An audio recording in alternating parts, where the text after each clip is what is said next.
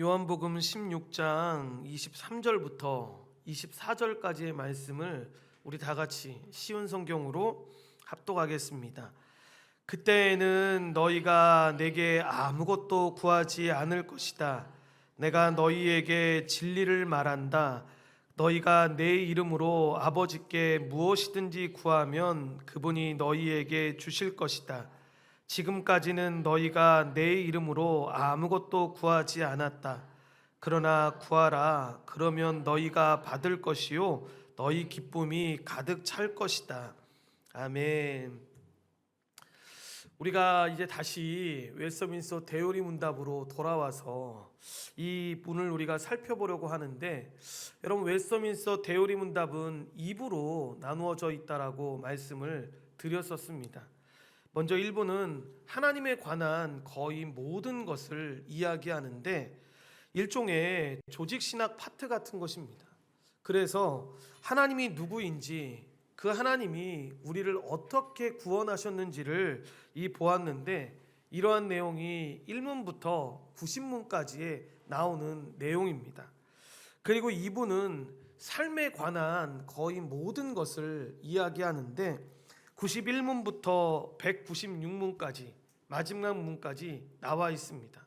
이 내용은 구원받은 성도가 어떻게 살아가야 합니까? 라고 할 때 하나님을 사랑하고 이웃을 사랑하라는 이 10계명의 요구대로 살아야 함을 가르치는 것입니다.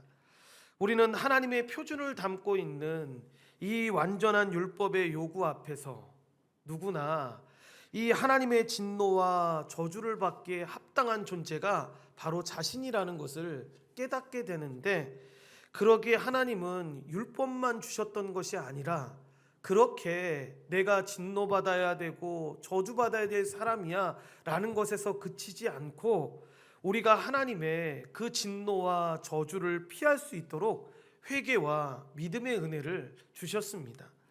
계속해서 그 중보자 예수 그리스도의 은혜를 받을 수 있도록 말씀과 성례와 기도라는 이 은혜의 외적인 방편을 우리에게 허락해 주신 것입니다.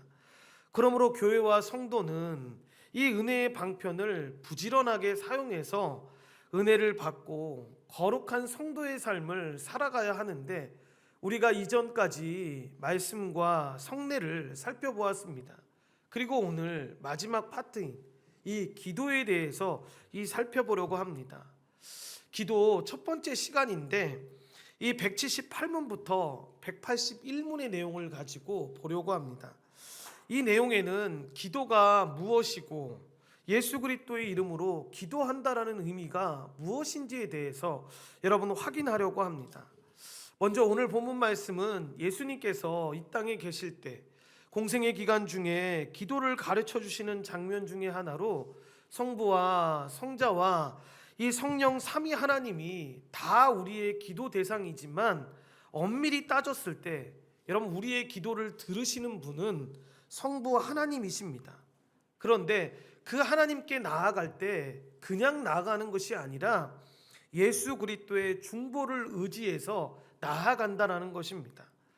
이렇게 우리가 예수 그리스도의 이름을 가지고 기도하고 성령님의 도우심으로 구할 것을 하나님께 구하면서 나아가는 것인데, 그러니까 우리가 기도할 때 무작정 나아가지 않고 하나님과 우리 사이를 연결해 주는 유일한 중보자이신 또 제 대제사장이신 예수 그리스도의 이름으로 나아가는 것입니다. 여러분 그럴 때 아버지도 자녀된 우리의 기도를 들으시고 그 기도를 응답하실 때 그냥 여러분 주시지 않고 주님의 이름으로 주시는 것입니다. 그러므로 우리가 기도할 때 타락한 종교성에 따라서 지성이면 감천이라는 식으로 여러분 무작정 달려들어서는 안 됩니다. 그런 이유로 지금 우리가 살펴보고 있는 대요리 문답이 그리고 소요리 고백 문답이 신앙 고백서가 모두 그렇게 기도를 가르치고 있는데, 주로 주기도문을 기도에 여러분 교과서로 가르치고 있습니다. 그러므로 교회는 이 기도의 교과서인 주기도문을 본받아서 여러분 기도를 해야 하는데, 우리가 어떻게 기도하고 무엇을 기도하고 언제 기도하는지를 이 주기도문을 통해서 상세하게 가르쳐주고 있는 것입니다.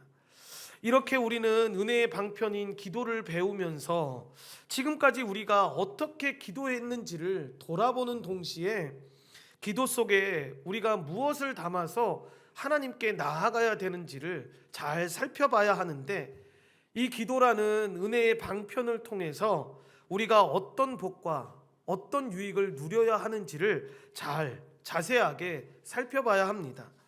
먼저 178문에 보시면 기도란 무엇입니까? 라고 우리에게 묻습니다. 여러분, 답을 우리 다 같이 읽겠습니다. 기도는 그리스도의 이름으로 성령님의 도우심을 받아 우리의 소원을 하나님께 아뢰는 것인데, 우리 죄 고백과 하나님의 자비에 감사함으로 하는 것입니다. 아멘. 이 기도가 무엇입니까? 라는 이 물음에 먼저 예수 그리스도의 이름으로 여러분 기도한다라고 되어 있습니다. 그러니까 무작정 하는 게 아니라는 거죠. 몰라서 그럴 때에는 그럴 수 있는데, 여러분 알면 그렇게 하면 안 된다라는 겁니다. 즉 비나이다 천지신명께 비나이다, 이게 아니라는 거죠. 하나님께 비는데 여러분 예수 그리스도의 이름으로 빈다라는 걸 기억해야 합니다. 이렇게 예수의 이름으로 기도한다라는 이 말은 내가 기도를 다 하고 나서 마지막에 그냥 추임새 붙이는 것처럼 우리가 모든 기도를 마칠 때 되면 예수님의 이름으로 기도합니다 라고 기도를 그냥 하지 않습니까? 그러니까 이렇게 마지막에 덧붙이는 추임새 정도가 아니라 이 예수님이라는 중보자의 이름이 가진 중보의 그 은혜 없이는 누구도 하나님 앞에 나아갈 수 없다라는 그 기도의 대전제가 바로 그리스도의 이름으로 기도한다라는 의미입니다. 왜냐하면 아담과 하와의 이 불순종과 타락 이후에 여러분 모든 인간이 어떻게 되었습니까? 하나님 앞에 설 수 없는 죄인이 되었습니다. 본질상 진노의 자녀로 태어났습니다. 이는 중생하고 회심한 이후에도 마찬가지입니다. 우리는 날마다 말과 행동으로 죄를 짓기 때문에 그리스도의 중보 없이는 아무도 하나님께 나아갈 수가 없다라는 것입니다. 중보해 주시는 그 그리스도의 은혜가 있어야지만 하나님 앞에 설 수 있는 그 담력을 얻을 수가 있는 것인데, 이렇게 그리스도의 이름으로 기도한다라는 이 말은 그리스도의 중보하시는 그 은혜를 의지하라는 말입니다.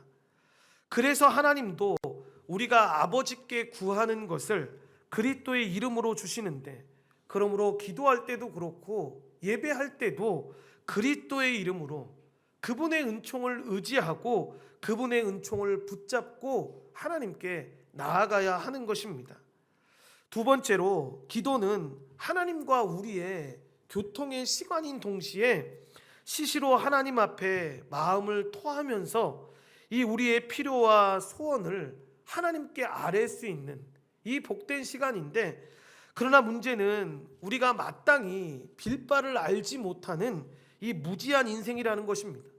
그래서 우리는 우리 스스로가 생각할 때 지혜롭다 할지 모르지만 하나님 앞에서 볼 때 무엇이 정말 우리에게 필요하고 어떤 소원이 우리에게 참된 유익인지를 모르는 존재들입니다. 그래서 우리는 기도할 때 보면 그저 내 앞에 발등에 떨어진 그 불을만 끄기 위해서 시급하게 기도하는 존재의 모습을 보이게 되는데, 사실은 참된 필요가 무엇인지를 모르는 연약한 인생이기 때문에 그럴 수밖에 없는 것입니다. 이런 인생이기에 여러분, 우리의 연약함과 무지함을 도우시는 성령의 도우심이 우리에게 절실하게 필요한 것인데, 친히 빌 바를 알지 못하는 우리를 위해서 친히 간구해 주시는 그분의 도우심이 절대적으로 필요한 것입니다. 그래서 우리가 기도할 때 성령님의 도우심을 받아 우리의 소원을 그리스도의 이름으로 아뢰라고 말하는 것인데, 로마서 8장 26절에 이 내용이 나옵니다. 우리 이 말씀 우리 프린트물에 나와 있는데 우리 같이 합독하겠습니다. 이와 같이 성령도 우리의 연약함을 도우시나니 우리는 마땅히 기도할 바를 알지 못하나 오직 성령이 말할 수 없는 탄식으로 우리를 위하여 친히 간구하시느니라. 아멘.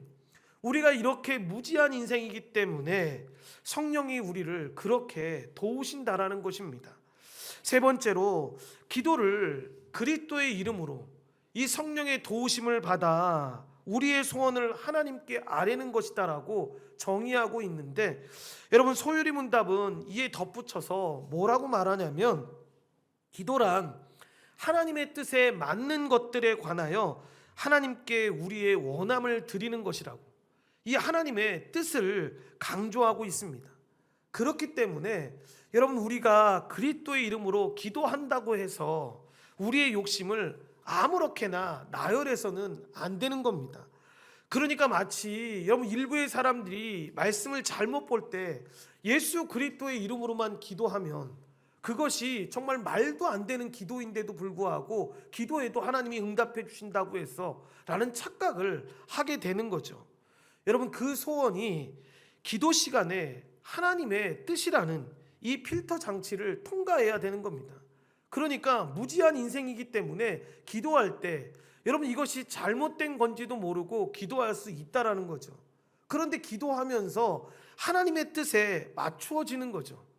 그래서 우리의 욕심이 적나라하게 표출되지 않도록 이 조율해 주시는 겁니다. 여러분, 그러므로 기도를 우리가 잘 배우게 되면 그렇게 기도할 때, 아, 이게 참 무지한 기도였구나, 이게 하나님의 뜻에 맞지 않는 기도였구나 라는 것들을 깨닫게 되고 그 기도가 바르게 여러분 옮기게 되는 것입니다. 그러므로 그리스도의 이름으로 기도하는 자는 하나님의 뜻이 아닌 것을 욕심으로 구할 수 없게 되는 것이고, 반드시 하나님의 뜻을 생각하면서 기도할 수밖에 없는 것입니다. 하나님의 뜻에 맞는 기도가 무엇인지는 여러분 뒤에 주기도문에서 자세히 다루게 될 것입니다. 일단 하나님의 뜻에 맞지 않는 기도를 먼저 살펴보면, 여러분 바리새인의 외식하는 기도와 이방인의 중언부언하는 기도, 수험이나 취직이나 결혼 등 중요한 일을 앞둔 사람에게 지성이면 감천이라는 식으로 끈기와 정성과 횟수를 부추기는 기도 등이 바로 잘못된 기도입니다. 예수님이 주기도문을 가르치시면서 너희가 이렇게 기도하지 말라라고 먼저 가르쳐 주셨는데, 첫 번째 외식하는 기도로, 이 외식하는 기도는 사람이 앞에 보이기 위한 기도를 하지 말라는 겁니다. 그 기도와 대조되는 주님이 가르쳐 주신 기도가 무엇입니까? 바로 골방 기도입니다. 여러분, 이런 경쟁이 있을 수 있다는 겁니다. 내가 교회에서 가장 길게 기도할 거야. 여러분, 이게 겉으로 보기에는 얼마나 좋은 동기입니까? 그런데 여러분, 그게 외식으로 가지 않도록 조심해야 한다는 것입니다. 왜냐하면 이게 외식으로 갔을 때 어떤 현상이 벌어지게 되냐면, 다른 사람들이 우스워 보이는 교만이 찾아오게 되는 거죠. 그런 마음이 들지 않겠습니까? 기도도 적게 하는 것들이, 기도도 안 하는 것들이 무슨 얘기들을 해? 라고 하면서 마치 자기가 대단한 사람처럼 착각할 수가 있다라는 거죠. 여러분, 은혜의 방편으로 허락된 기도가 여러분 자신을 교만하게 만드는 것만큼 비극적인 게 어디 있겠습니까? 여러분, 은혜의 방편으로 더 은혜를 받게끔, 우리 안에서 이 은혜의 유익들을 누리게끔 기도를 주셨는데 그거를 통해서 더 교만해졌다, 이것이 우리를 넘어지게 만들었다, 여러분 이것처럼 비극인 게 어디 있겠냐라는 것입니다.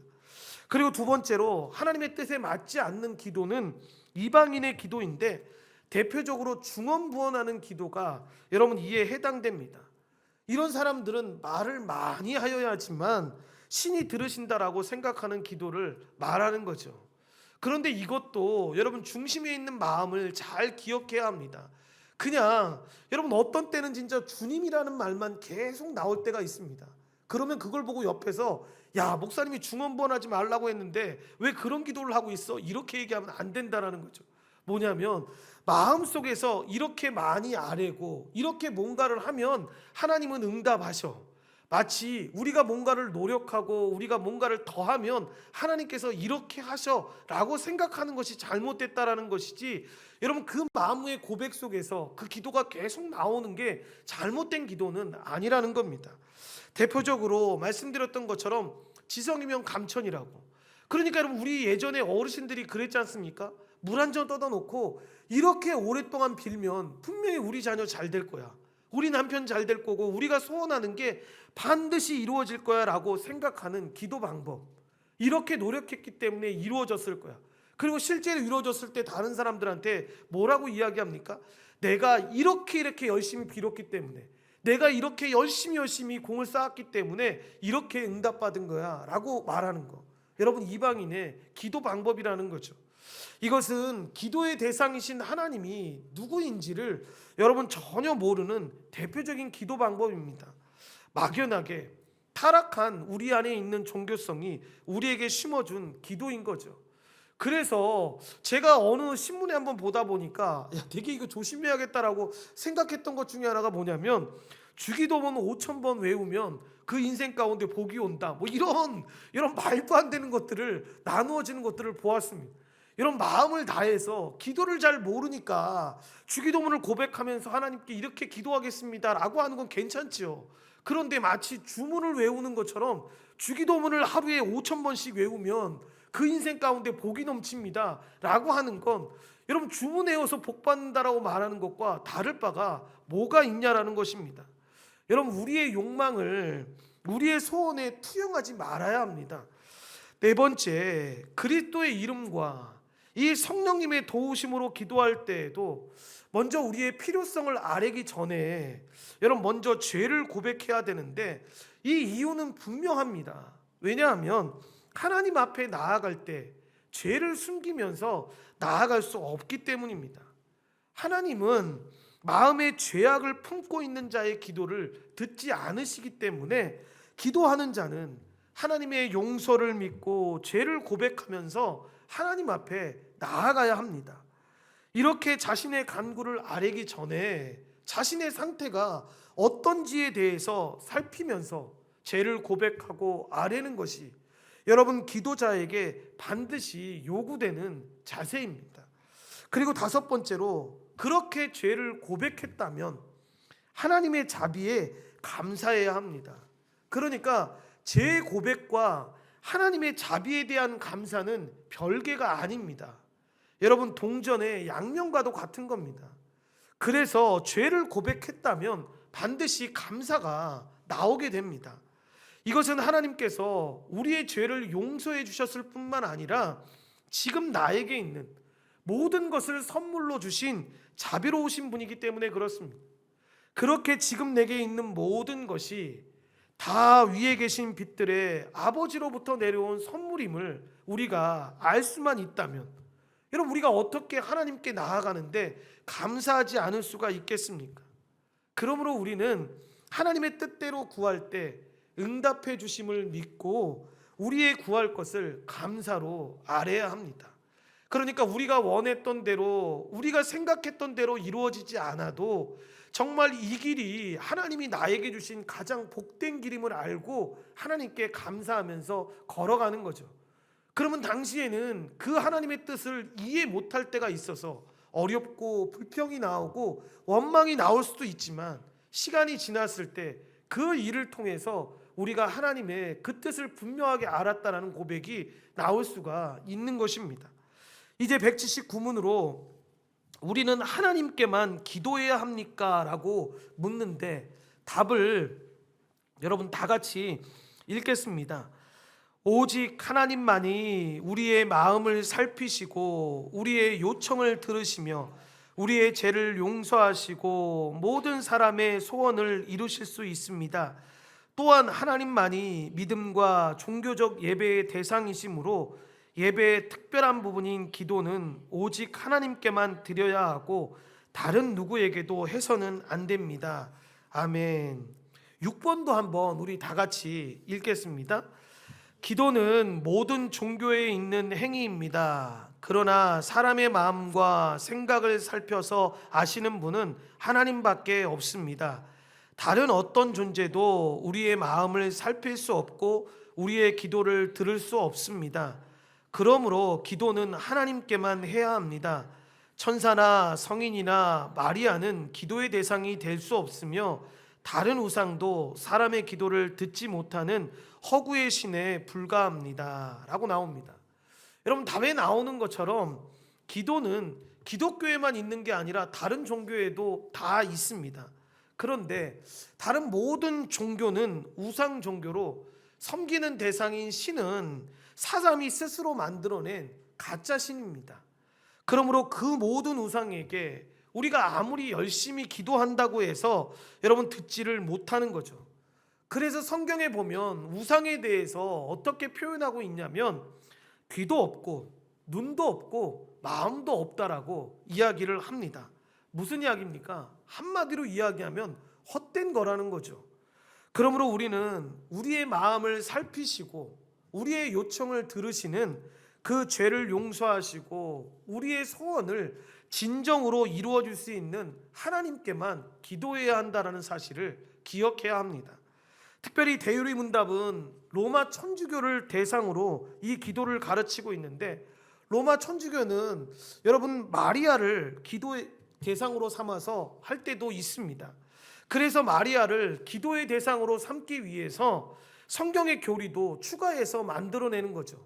여러분, 왜냐하면 마리아가 무죄해야지만, 그러니까 죄가 없어야지만 기도를 들을 수 있다라고 생각했기 때문에 이 교리조차 바꿀 수밖에 없는 겁니다. 그리고 심지어 성인의 이름까지 목줄을 돌리면서 기도하는 것을 보게 되는데, 그런 기도가 헛된 기도라는 걸 179문이 가르쳐주고 있는 것입니다. 그래서 7번째, 왜 우리가 하나님께만 기도해야 합니까? 라고 했을 때 하나님만이 우리의 죄를 심판하실 수 있고 용서하실 수 있기 때문입니다. 하나님만이 우리의 소원을 이루어 주실 수 있기 때문입니다. 이렇게 전능하신 능력은 오직 하나님께만 있다라는 걸 우리가 꼭 기억해야 하는데, 따라서 우리는 오직 하나님께만 기도해야 합니다. 그러면 여러분, 우리 안에 궁금한 게 하나 있지 않습니까? 뭐냐면 다른 종교에서도 열심히 기도해서 이 기도 응답을 받았다라는 말을 많이 들었는데, 제가 어떤 분한테 들었던 질문 중에 하나가 뭐였냐면, 예전 교회에 있었을 때 여러분 예전 교회 옆에 절이 하나 이 빌딩에 있었지 않습니까? 거기에 가다 보면 지금도 그러는지 모르겠는데 우편대 같은 걸 가판대 같은 걸 놔둬서 거기에 책을 놔뒀습니다. 그 책 목사님 보셨냐고 어떤 분이 묻는 겁니다. 가지고 아니 아직 못 봤다고. 다른 종교 다른 교회에 있는 그런 것도 안 보는데 내가 다른 종교 걸 볼 필요가 있겠냐 하니까 한번 봐보시라고 해서 한 거를 가지고 왔습니다. 그게 뭐냐면 여러분 우리말로 하면 간증집이었습니다. 간증 책자였습니다. 그 책 한 내용에 들어갈 만큼 그렇게 기도 응답을 많이 받았다는 내용이 들어있던 거죠. 그래서 어떤 사람은 시험에 합격을 하고 어떤 사람은 병에 걸렸던 사람이 병에 고침받았다는 내용들이 그 안에 있었습니다. 그리고 그 안에 있는 대부분의 내용 가운데 많은 부분을 차지하는 비중이 뭐였냐면, 내가 이렇게 쉽게 이야기하면 돈을 많이 들였고 이렇게 열심히 기도했기 때문에 이렇게 응답을 받았다라고 하는 글들의 내용이었습니다. 그 글을 보면서 어떤 면에서 되게 부끄러운 면도 있었습니다. 뭐냐면 정말 참신을 믿고 있다라고는 하는 기독교인들보다 더 많은 시간을 기도하고 있는 걸 보았었습니다. 그렇게 여러분 했던 겁니다. 그렇게 응답을 받았는데, 그럼 목사님 이런 건 어떻게 설명해야 합니까? 라고 물으시는 거였습니다. 무엇입니까? 여러분, 마귀에게 귀신이 속이고 있는 겁니다. 우리가 여기에 속지 말아야 합니다. 그런 일들이 안 일어났다라는 게 아닙니다. 신이 있어서 그 신이 그 일을 응답했다라고 착각하면 안 된다라는 겁니다. 열심히 공부했기 때문에 합격할 수 있는 것이고요, 병이 여러분 치료를 통해서 나을 수 있다라는 겁니다. 그래서 교회 안에도 여러분 기도를 무당처럼 생각하는 사람들의 속임수에 넘어가지 말아야 하는데, 그래서 기도도 성경을 통해서 배워야 합니다. 그걸 안에서 교회 안에 무당들이 여러분 굉장히 많은 것들을 보게 되는데, 배우고도 활용을 안 하니까 늘 타락한 자신의 종교성에 따라서 내가 이렇게 더 열심히 했기 때문에 이런 일들이 일어난 거야, 내가 이렇게 더 열심히 헌신하고 드렸기 때문에 이런 일이 일어난 거야 라고 생각하는 겁니다. 그러니까 기도 잘하는 사람이 되기보다 여러분 기도를 바르게 아는 사람들이 되어야 하는데, 기도를 통해서 하나님께 가까이 가고 하나님의 뜻대로 우리의 삶을 아름답게 연주하는, 그 기도를 통해서 이웃을 사랑하는 그런 열매 맺는 삶을 우리가 살아야 합니다. 8번째로 보시면, 기도는 우리의 소원을 아뢰는 것만이 아니라 예배의 중요한 요소이며 여러분 순서라고 이야기합니다. 그러므로 우리가 기도할 때 여러분 유일한 믿음의 대상이고 예배의 대상이신 그 하나님께 기도해야 하는데, 여러분 다른 누구에게도 기도해서는 안 되는 것이고, 우상 종교의 이방인들의 기도처럼 기도해서도 안 되는 것입니다. 이제 180문으로 그리스도의 이름으로 기도하는 것은 무엇입니까? 라고 묻습니다. 여러분 답을 우리 다 같이 읽겠습니다. 그리스도의 이름으로 기도하는 것은 그리스도의 명령에 순종하고 그분의 약속을 신뢰하는 가운데 그분의 공로를 의지하여 자비를 구한다는 것인데, 단순히 그리스도의 이름을 언급함으로써가 아니라 그리스도와 그분의 중보로부터 우리가 기도할 용기, 담대함, 힘, 그리고 기도가 응답되리라는 소망을 얻음으로써 하는 것입니다 라고 이야기합니다. 이것은 그분을 의지한다라는 것을 이야기하는 것인데, 그분의 중보의 공로를 의지하고 그분의 자비를 구한다라는 뜻입니다. 그분의 약속을 신뢰하면서 나아간다라는 뜻인데, 그러니까 그분의 명령의 뜻에 순종한다라는 뜻이지, 단순히 그냥 주여라고 입술의 진동만 기도에 사용한다라는 의미가 아니라는 것입니다. 말씀드렸다시피 기도의 마지막 시간에 그냥 추임새처럼 예수님의 이름으로 기도합니다 라는 용어로 쓰이는 게 아니라는 거죠. 예수의 그리스도의 이름으로 기도한다라는 건 형식이 아니라 우리의 죄인됨을 고백하고, 우리가 죄인이기 때문에 그리스도의 공로를 의지할 수밖에 없고, 그 믿음으로 하나님께 기도하러 왔으니 자비를 베풀어 달라라고 여러분 하나님께 기도하는 것, 그것이 바로 예수님의 이름으로 기도한다라는 의미의 뜻입니다. 그런 마음과 믿음 없이 그냥 예수님의 이름으로 기도하지 말라는 것인데, 형식에 그치지 말라라는 것으로, 그래서 예수님의 이름으로 기도한다라는 의미를 알면 알아갈수록 여러분 기도를 많이 하면 할수록 겸손해질 수밖에 없는 것입니다. 여러분 그렇지 않겠습니까? 주님의 은혜 없이는 내 기도가 아무것도 아닌 것을 아는데, 여러분 그래서 예수님의 이름으로 기도한다라는 그 의미대로 기도하는 사람은 어떻게 변하겠습니까? 철저하게 여러분 자신이 낮아지고 겸손해질 수밖에 없겠죠. 가난하고 애통하는 마음이 되어서 주님과 떨어지지 않고 주님과 딱 붙은 마음이 되어서 교만할 틈이 없는 것입니다. 이렇게 여러분 기도 많이 하면서도 겸손한 사람이 될 수 있도록 우리는 기도해야 합니다. 그러니까 기도를 많이 하면 할수록 내가 교회에서 이렇게 기도 많이 하는 사람이야, 나는 한 해에 한 번도 빠지지 않고 매일 새벽 예배를 오고 매일 그렇게 하나님 앞에 작정하고 기도하는 사람이야 라고 말하는 것이 아니라, 그렇게 주님의 도우심이 없으면 나는 하루도 살 수 없어서 주님 앞에 그렇게 기도하고 나아갑니다 라고 고백하는 삶으로 바뀌어야 한다는 거죠. 그래서 그 주변에서 볼 때 무슨 생각이 드는 겁니까? 아, 저 사람은 기도하는 사람인데 저렇게 주님과 붙어서 저렇게 살아가. 그래서 저분 앞에만 서면 그저 고개가 숙여지고 저분과 함께 거하고 나아가기를 소망해 라는 고백들이 나올 수밖에 없는 것입니다. 그런 의미로 예수님은 친히 자신의 이름으로 기도하라고 명령하신 것이고, 또 그렇게 기도할 때 자신의 이름으로 응답해 주신다라고 말씀해 주신 것입니다. 요한복음 14장 13절부터 14절 말씀을 합독하겠습니다.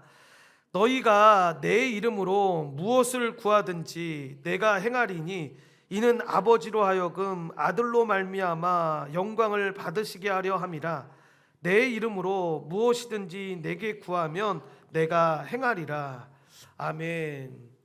그러므로 10번째, 이 주님의 이름으로 기도한다라는 이 의미를 입술의 진동으로 주여를 부르는 것으로 여러분 이해해서는 안 되는데, 주님은 분명하게 우리에게 나더러 주여 주여 하는 자마다 다 천국에 들어갈 것이 아니요 다만 하늘에 계신 내 아버지의 뜻대로 행하는 자라야 들어가리라고 말씀하셨습니다.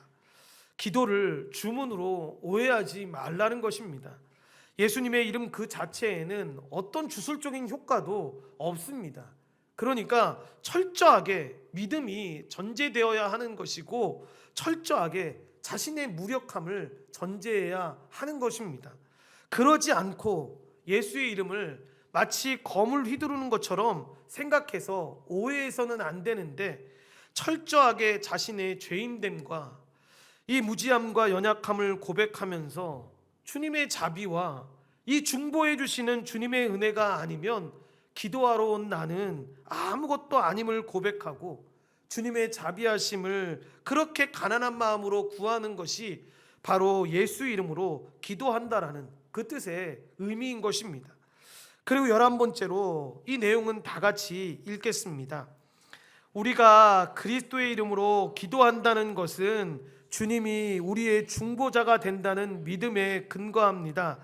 우리는 예수 그리스도가 우리의 대제사장이 되셔서 하나님 앞에서 우리를 변호하고 중보하며 편드실 것을 믿고, 하나님께서 그리스도의 중보를 통해 우리를 받아주실 것을 믿습니다.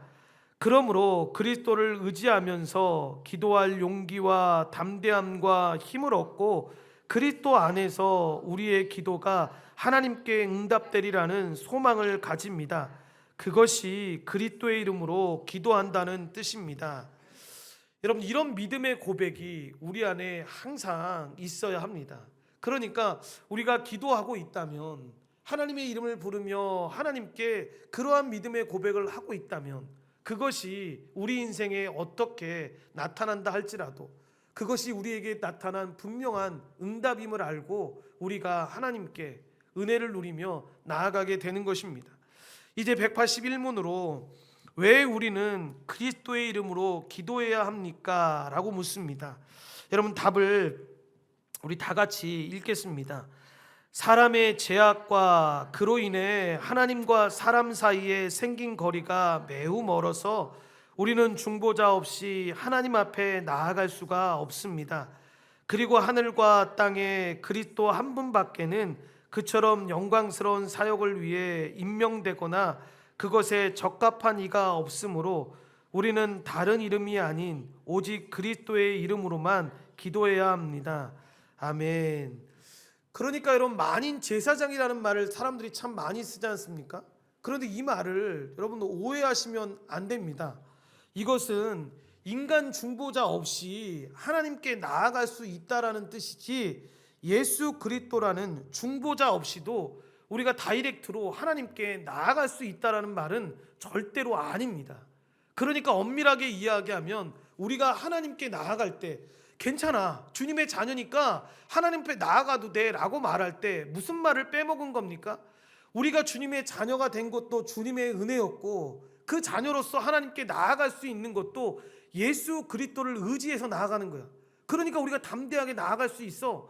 너를 보고 나아갈 수 있는 게 아니라 예수 그리스도가 중보자로 가운데 계셔서 그분의 의지에서 우리가 나아가는 거야 라고 설명을 해줘야 되는 거죠. 그러니까 예수님과 성령님의 도우심으로 여러분 직접 하나님께 기도할 수 있다는 것이 바로 만인 제사장입니다. 그냥 성령님과 예수님을 의지하지 않고 하나님이 우리를 이렇게 구원해 주셨으니까 우리는 그냥 하나님과 직통해, 이거는 잘못된 표현입니다. 그래서 여러분, 중보 기도한다라는 말을 우리가 참 많이 쓰지 않습니까? 그래서 신학적으로는 솔직하게 말씀드리면 여러분, 이 말을 되게 조심하게 써야 합니다. 중보자는 예수님밖에 없습니다. 그러니까 좋은 말이 있는데 여러분, 이 좋은 말을 안 쓰고 사람들이 저도 이 부분을 공부하면서 솔직히 알게 됐는데, 여러분, 다른 사람을 위해서 기도하는 건 이전에도 우리가 들었지만 잘 쓰지 않는 말 중에 하나가 뭐냐면 도고입니다. 도고. 그러니까 중보 기도팀이라는 용어 자체는 솔직히 말씀드리면 사실은 잘못된 겁니다. 도고 기도팀 이렇게 이야기하는 게 맞죠. 우리가 다른 사람들을 위해서 중보하지 못합니다. 여러분, 중보자는 오직 주님만 하실 수 있는 겁니다. 우리는 타인을 위해서 기도하는 건 도구라고 이야기를 합니다.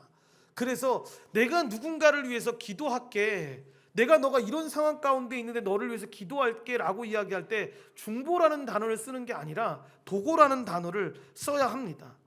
오직 너희 죄악이 너희와 너희 하나님 사이를 갈라놓았고 너희 죄가 그의 얼굴을 가리어서 너희에게서 듣지 않으시게 함이니라라는 이 이사야서 59장 2절 말씀처럼 전지전능하시며 이 영원 무궁하시고 순결하신 하나님과 죄인된 우리 사이는 여러분 건널 수 없는 무한한 간격이 있습니다. 죄가 그 틈을 만들어 놓았고 여러분 우리로부터 하나님의 얼굴을 가리게 했습니다. 그 결과가 무엇입니까?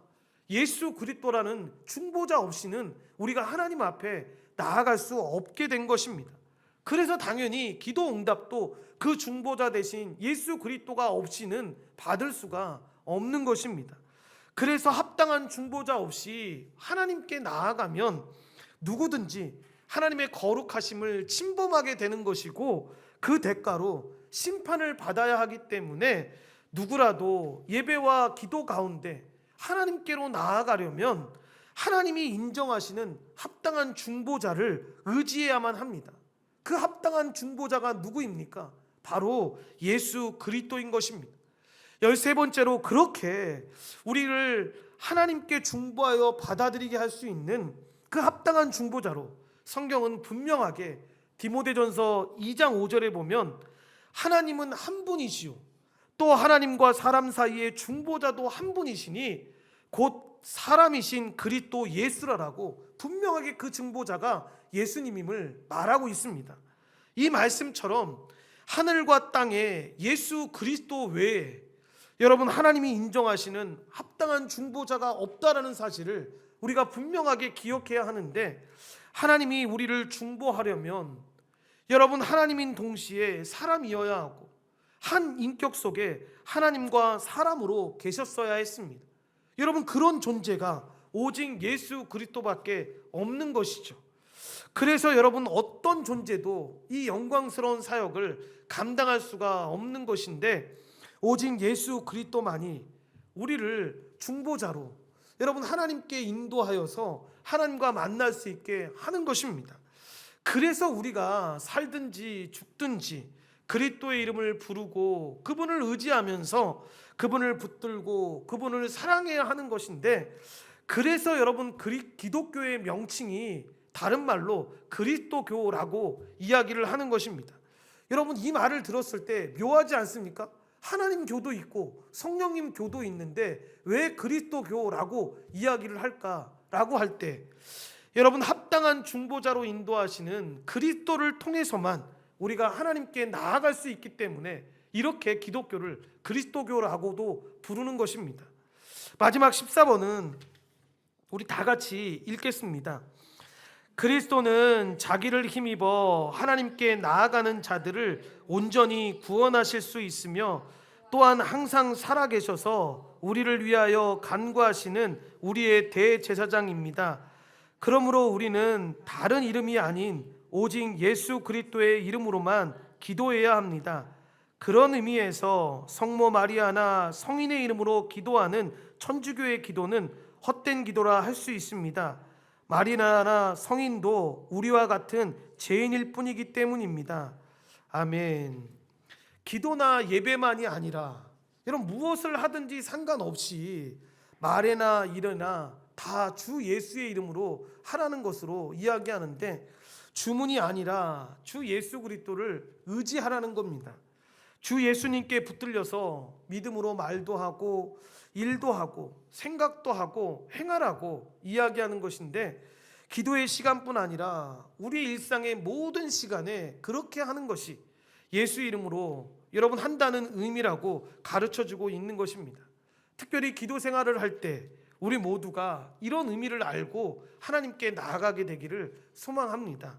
결론적으로 교훈과 적용을 보시면 여러분 잘못된 기도가 있고 바른 기도가 있는데, 누가복음 18장에서 예수님이 두 사람의 기도를 비유하십니다. 세리야 기도와 바리새인의 기도인데, 먼저 바리새인의 기도는 어떤 기도입니까? 성전 안에 들어가서 주님, 내가 저 사람들과 다른 것에 대해서 감사합니다. 내가 소득의 이 11조를 하나님 앞에 드리며 금식을 이렇게 2번씩 하면서 하나님께 나아갈 수 있는 사람으로 세워주신 것 감사합니다 라고 기도를 하는 거죠. 겉으로 보면 감사함이 있는 기도 같지만 사실은 어떤 기도입니까? 자기의 의를 드러내는, 여러분, 잘못된 기도입니다. 여러분, 이런 기도야말로 정말 해서는 안 되는 기도인데, 우리가 죄에 대해서 오해하는 것 중에 하나가 뭐냐면, 죄라고 하면 추악하고 나쁜 것으로만 온다라고 생각합니다. 그런데 그렇지가 않습니다. 우리의 선행과 우리의 의로움이 여러분 죄가 되는 경우도 의외로 많습니다. 어느 순간 그것을 붙잡고 하나님께 나아갈 때 여러분 이런 일들이 펼쳐지는 겁니다. 기도 많이 하는 것 얼마나 좋은 겁니까? 그런데 그 의로움을 붙잡고 나아가면 여러분 그게 죄가 되는 겁니다.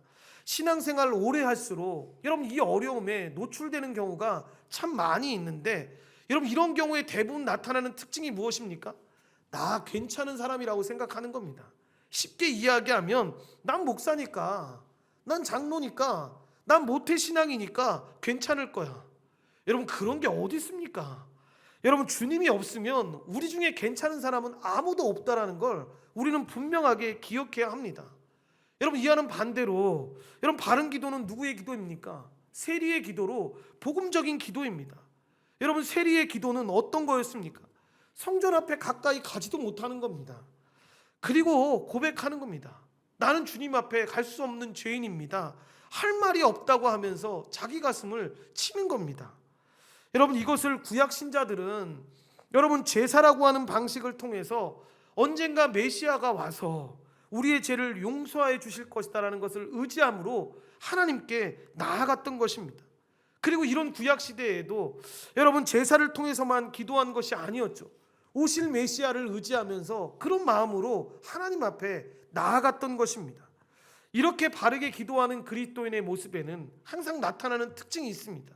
뭐냐 하면 영적 생명력을 유지할 뿐 아니라 성화를 경험합니다. 그러니까 기도는 단순히 무언가를 얻어내기 위한 수단이 아니라 우리가 하나님과 사귐을 가지면서 하나님을 닮아가는, 여러분 거룩해지는 수단입니다. 쉽게 생각해서 여러분 우리가 어떤 친구를 사귀느냐에 따라서 우리의 삶에 큰 영향이 있는 것처럼 우리는 하나님과 사귐을 가지면서 이 영적 생명을 유지하고 성화를 경험하는 거죠. 주님과 딱 붙어 있으면서 주님을 닮아가는 삶으로 바뀌어가는 거죠. 그러므로 기도의 삶이 깊어지면 깊어질수록 여러분들이 삶이 새로워지는 것들을 경험하지 않을 수가 없다라는 것입니다. 그리고 그 다음으로 바르게 기도하기 위해서 여러분 기도하기 전에 기도의 대상인 거룩하신 하나님과 자신의 존재와 신분을 인식하라는 것입니다. 여러분 하나님은 거룩하신 하나님이시고 여러분 우리는 죄인이라는 걸 분명하게 인식해야 합니다. 이 시작부터 시작해서 기도가 시작되게 되는 겁니다. 그런 다음에 이 사실을 아니까 어떻게 하겠습니까? 우리의 신분 가지고는 주님 앞에 나아갈 수 없다는 걸 분명하게 아니까 예수 그리스도를 의지함으로 성령님께 도우심을 필요하면서 나아가는 겁니다. 그러면서 고백하는 거죠. 성령님의 도우심이 없으면 내가 하나님께 나아갈 수 없다는 걸 아는 겁니다. 그렇게 성령님이 도우시는 것들을 고백하는 거죠. 그런 다음에 여러분 자신 속에 있는 그 마음을 토로해야 하는 겁니다. 대표적으로 시편에 이 마음의 이 정서들이 다 나오지 않습니까? 이 감정을 다 하나님께 외치는 것들을 보게 됩니다. 그래서 시편을 보시면 슬퍼하는 정서, 분노하는 정서, 외로워하고 억울함을 당하는 그 정서들이 다 나오는 것을 보게 됩니다. 그러니까 기도할 때도 여러분 저는 제 마음에 있는 것들을 잘 표현하지 못하는 성격이에요 라고 해서 하나님 앞에 나아갈 때도 그렇게 숨기면서 나아갈 필요가 없다라는 것입니다. 모든 걸 다 하나님께 내어놓는 것입니다. 이 모든 상황 속에서 하나님이 일하심을 기대하고 주님 앞에 나아가는 것이죠. 그럴 때 어떻게 됩니까? 하나님이 우리를 고치실 뿐만 아니라 여러분 우리를 건강하게 세워나가시는 것입니다. 우리의 모든 기도가 이렇게 되기를 소망하는데, 여러분, 의식이 아닌 예수님을 정말로 중보자로 삼아서 우리 안에 있는 모든 기도들이 그 하나님의 뜻에 맞춰져서 하나님이 말씀하시는 대로 우리의 모든 기도가 주님이 받으시는 그 기도가 되어지기를 소망합니다. 기도를 알아가면 알아갈수록 더 예수 그리스도를 닮아가고 거룩한 성화의 삶으로 이어지는 삶이 되어지기를 간절히 축원합니다. 기도하겠습니다. 하나님 아버지, 우리가 이제 몇 주간 기도에 대해서 다루게 될 텐데, 하나님 저희에게 기도를 가르쳐 주시옵소서. 그리고 기도하게 하여 주시옵소서. 저희들의 잘남을 의지하지 않게 도와주시고, 하나님 앞에 저희가 어떤 존재인지를 바르게 알아서 성령의 도우심을 구하며 우리가 배운 이 원리에 따라서 이 하나님 앞에 기도하는 자리에 나아가는, 그리고 그 기도가 깊어짐으로 말미암아 예수 그리스도를 닮아가는 우리 모든 삶이 되어질 수 있도록 주님이 우리를 붙잡아 주시고 인도하여 주시옵소서.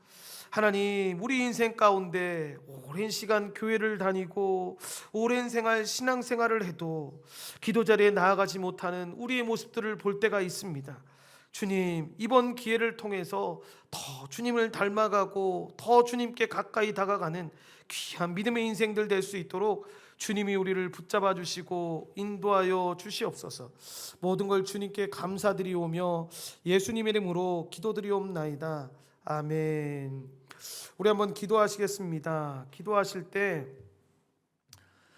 여러분, 웨스트민스터 대요리 문답 우리가 지금 살펴보고 있는데, 제가 요즘에 마지막에 거의 가까이 오다 보니까 요즘 많이 드는 생각 중에 하나가 뭐냐면, 왜 우리 믿음의 선배들은 이 교리문답을 어린아이 때부터 이렇게 잘 가르치려고 애썼을까? 성경을 가리키는 것만큼이나 왜 이렇게 애썼을까라고 생각했을 때, 여러분, 간혹 우리가 믿지 않는 사람들, 그리고 믿는 사람들 안에도 여러분 이런 질문을 받을 때가 있지 않습니까? 언제까지 그렇게 말씀만 볼 거냐고, 말씀이 우리를 밥 먹여주냐고, 말씀이 우리가 이 땅을 살아가는데 어떤 힘이 되냐고, 살아가는 방법이 되냐라고 이야기했을 때, 여러분, 왜 믿음의 선배들이 이 성경 말씀을, 그리고 성경에 있는 이 내용들을 정리해서 왜 교리문답을 가르쳤냐면, 여러분, 그들한테 얘기하는 겁니다. 맞다고, 성경이 그걸 가리키고 있다고, 어떻게 이 땅을 살아가야 되는지를 가리키고 있다고. 그래서 여러분, 믿음의 사람들이 이 십계명, 우리가 살아가야 하는 이 행동 방식에 대해서 가르치는 이유 중에 하나도 뭐냐면, 이렇게 사는 게 신앙인이 살아가는 삶의 모습이야. 그리고 그렇게 살아갈 때 넘어지지 말고 쓰러지지 말고 힘 얻고 살라고 우리에게 은혜의 방편인 말씀과 성례와 기도를 주셨다고. 그렇게 살아가면 네가 말하는 것과 같은 그 대답을 얻을 수 있다고. 그런데 너희가 원하는 것처럼 부자 되고 병이 고침받고 이런 것에 대한 답이 아니라, 이 땅에 왜 하나님께서 우리를 보내셨고 이 땅에서 어떻게 살아가는 것이 그 문제에 대한 답인지를 설명하고 있다라고 여러분, 이 말씀을 통해서 보여지게 됩니다. 여러분, 기도할 때 우리 자녀들이 그렇게, 그리고 우리의 삶이 그렇게 은혜로 살아가기를 소망합니다. 기도 바르게 잘 배워야 할 것 같습니다.